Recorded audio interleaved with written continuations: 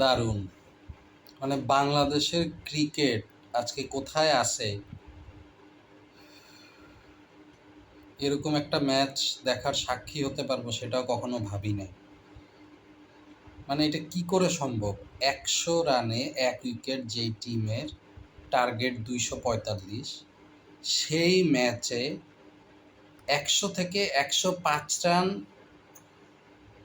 হতে হতে ৭ উইকেট নেয়।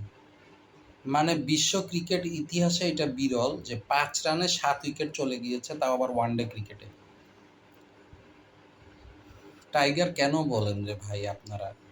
সাংবাদিক, বাংলাদেশের ক্রিকেটের ফ্যান যারা আছেন তাদেরকে আমি রিকোয়েস্ট করতেছি, আপনারা দয়া করে এই টাইগার শব্দটার বললেন না। বিড়ালের যোগ্যতাও নেই বাংলাদেশ ক্রিকেট টিমের।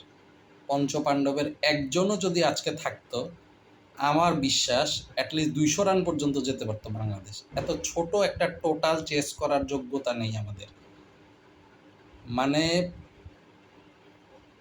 মানুষ যে এদের খেলা দেখার সময় এত গালিগালাজ, এত ঘৃণা, এত ধিক্কার জানায়, তারা কিন্তু জানে। তারপরেও তারা দিনের পর দিন, মাসের পর মাস, বছরের পর বছর একই পারফরমেন্স দিয়ে যাচ্ছে।